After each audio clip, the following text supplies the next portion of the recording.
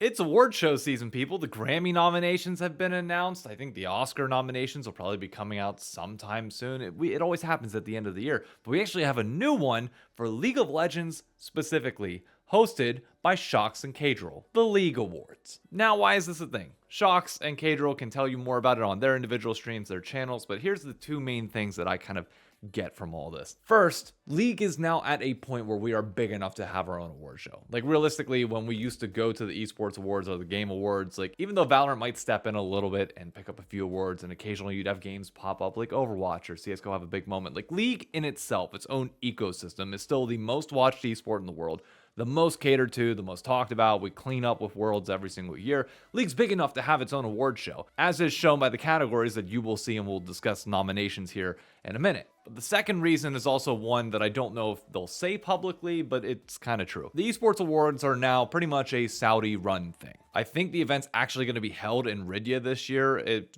signed like a 3-year deal to be there as well, despite it previously being in Texas. It's weird. You can kind of follow like the pipeline of where the money went. And realistically, now that the Saudis bought it out, like it's just one of those that like, do we really want to let the Saudis take over everything in the ecosystem? Well, if you're a major player and you're owned by one of the major corporations, yes, they are going to go to who has the money at this point. Funnily enough, they actually canceled the Journalist of the Year award in the esports awards, which just fitting, isn't it? But hey, if they want to have their own thing, it then falls on the community to fall back and do something on their own, which they're doing. Thank God. Like, I'm so happy that this is a thing. There's some really interesting categories and things to talk about with these awards, as well as some things that I hope that they do add for the second year. Maybe not this year. For those of you that don't know, nominations for this are actually open to the public. Like, there's not a payment that you have to submit, which funnily enough, I actually got contacted by the people from the Webby Awards, which is like the YouTube specific thing. If you didn't know, with most award shows, typically, you have to pay to get nominated, especially for like these panel things. Basically, the reason why you would end up paying it is because in the case that you do win, it brings a lot of notoriety and free marketing to yourself. You basically just write it off as like a marketing expense. If you win, great. If not, then you wasted the money potentially if it never even gets out of the committee selections. But the League Awards is entirely free. And when you're seeing this video, nominations actually close in about 24 hours. So you still have time to go vote for who you would want to see get a nomination. And then the results will come out. It looks like voting will officially start on Wednesday. So I'm going to make another video next week as nominations come out, and we can go through the full breakdown of who were finalists within each category. Because I think just being a finalist in these alone is great and shows enough notoriety from the community, let alone the popularity vote that some of these will turn into. Let's start with the panel and community awards. These are ones where the community will have somewhat of a say, but for the most part, it should be a panel because you want to have people who see more day to day beyond just what we see in terms of broadcast and in terms of players. Obviously, I mean, we can all judge what's on the rip, but it's also important to have skilled people and people who know what they're talking about award out these types of things if you want to have validity to them. Starting on the far left, we have Player of the Year awards for every single major region currently, as well as a general Player of the Year. There's really not much for me to say on this. I think we all know who's probably going to win Player of the Year.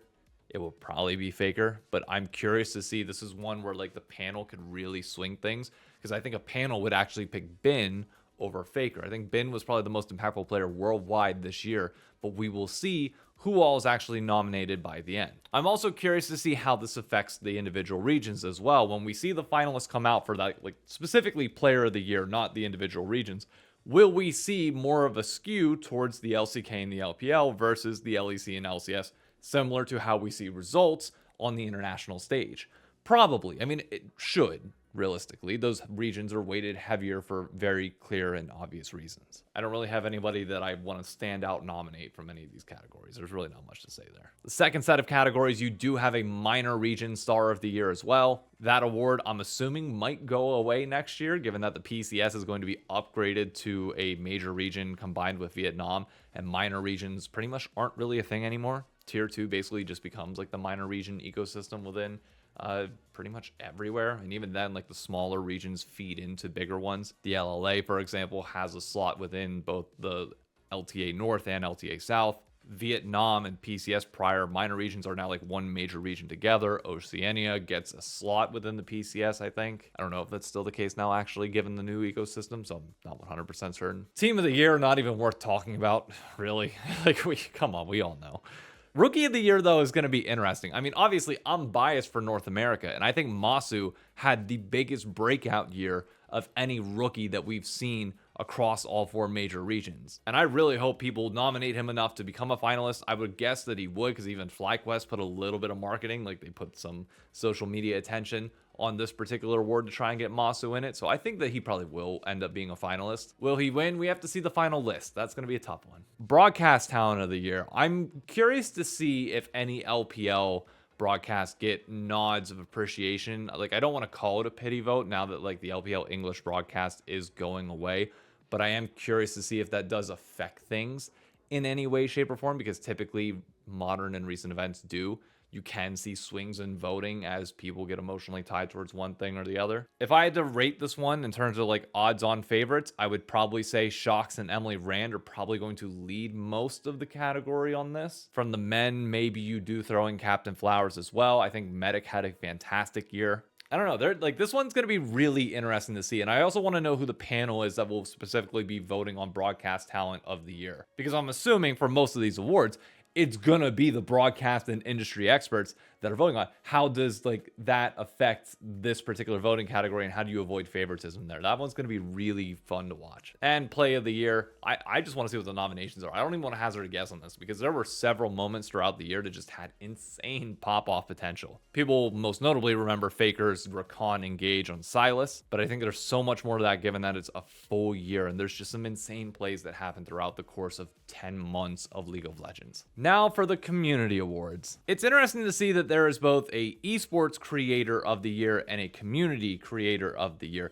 This is clearly like an esports dominant type thing. So community creator of the year can extend obviously well beyond esports, but we know that K-Drill is probably going to take esports creator of the year. I think that's a hands down like assumption. Community creator of the year, I would put Miss Chim Chim up there in terms of nominations. I think she's had one hell of a rise this year. Kesha might get nods given that he's kind of hybrid between traditional league and esports as well. But one suggestion I do want to put out there for Shox and K-Drill whenever organizing this for next year is that I think one thing that you should take note from the Grammys, and an award that you should have because there appears to be a missing slot, one more potential award that could happen.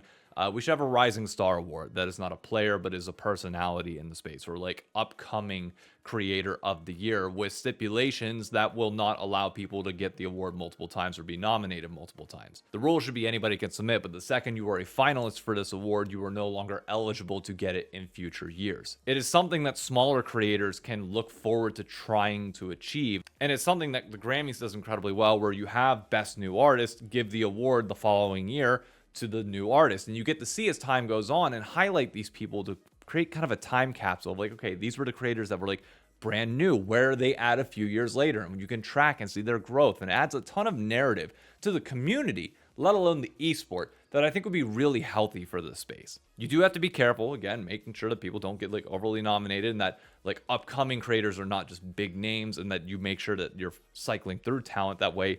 Each and every year you get a new class that can come through. But I just think it would be a great thing for the community to have, because a lot of these awards definitely do reward like the top side, and especially these community awards are going to be dominated by a few particular people as their communities come in and crash it. So giving a chance to the smaller folks with an award that can potentially lead them and like give them a stairwell to climb up to the rest is a very much appreciated type award. So I would highly recommend for 2026, Rising Creator of the Year. Very easy addition. For Creator Event of the Year, I also want to put in my personal pitch for nomination, because that's something that people do with the Grammys and other areas. I don't think there were all that many creator events within esports that took place outside of the online realm. There weren't many that did like in-person things like we did for our watch parties here in New York City, including 2 different finals events in both spring and summer. And while I can't include anything that happened during Worlds or promoting any of that, because that was all Riot Ram for Terminal 5, everything else that we did throughout the course of the year was all events that I was able to put together and coordinate, to which we had hundreds of people show up. We've been slowly growing the New York City audience here, and these events are something that I take a lot of pride in and something that we put a lot of time and effort into, and it seems like people tend to enjoy them. I want more people to host watch parties and do things like this in the space. And awards like this, while like it's great for the recognition obviously internally, and I would be happy to win it, it's more about like the marketing and getting the word out there to people that, hey, if you watch League of Legends and you want to go to in-person events in New York City, we're here. A lot of people just don't know about it, because even though like I post a lot about it on TikTok and YouTube, you just marketing only goes so far. Like social media only goes as far as your individual reach can go, unless you like really catch an algorithm, which self-promoting events like this doesn't really get all that far. But I think we did something really cool and unique in selling out these bars and collaborating with Riot and collaborating with FlyQuest for spring finals. So if you want to put us down for a nomination, be sure to put LCS in New York City. The more the merrier, whether we get nominated or not. Either way, thank you to everybody who has come out to those events all year. They've been a blast. They will be returning next year once I get a hold of the LCS schedule and figure out what we can do versus what we can't. I've actually already got Jack from C9 who has reached out to me saying, hey, let's organize some stuff. So we're going to be working on it. And the final two on this side, content piece and Riot release of the year. Content piece, I think it has to be separate from Riot pieces, to which I would say Sylvix, take my money. I know I'm biased. He's a friend of mine. John's a great guy, but the LCS should be dead by now, or this esports should be dead by now. It's still one of the videos that there's pulls at your emotional heartstrings, and you should 100% go watch it if you haven't seen it yet. If you have seen it, you probably remember it. It deserves the nod. Riot release of the year, I don't know any of the teasers from Worlds. I mean, Jesus Christ, they're just on a level of their own. And the final four, which I think will be fun, are like moment of the year, caster of the year, escape of the year, steal of the year. All just like individual moments within the calendar year. I don't think there's any that particularly stand out this year compared to the past, especially caster calls. Like there's not one in my mind that like is immediately jumping in. But we will review these whenever the finalists come out and we get more information there. But I wanted to use this video to spotlight the League Awards because, quite honestly, it should be the pinnacle of everything that we do for the year. I know awards are ultimately meaningless and there's a lot of people who push back and revolt against them, but it's a time for all of us to come together and celebrate the best in our industry, the best in our game, the best in our esports, and just have an appreciation for each other. I know things can get competitive between finalists and some people get bitter, but like let's just have fun with this and celebrate everything that is League of Legends and League of Legends esports, because honestly, this community has grown so much over the last 10 years. I'm just so happy that we have people that are in the position like Shox and Cadril to be able to do this award show on their own. Hopefully there will be a live audience and a live like studio thing that this can grow as years go on. I would love to attend something like this, and I will make it a point if we can, like if they ever do one of these in North America, I will be there. I will make sure I get a ticket out there and make sure I go, and we'll do live videos directly from the League Awards and hopefully get to work with them. I did volunteer my time this year. Unfortunately, didn't get selected for anything, but it looks like they got the help that they need, and that's all that matters. Hopefully we can all celebrate together. But that's it for this one. Catch me on Wednesday for the Arcane Act 2 review, on Friday for Cadril's Los Ratones video, and if any other news breaks, be sure to follow me on Twitter or Blue Sky, and I'll get you all the updates, and if we have to shift things around, we do. Thanks for tuning in. Catch you on the next video. Adios.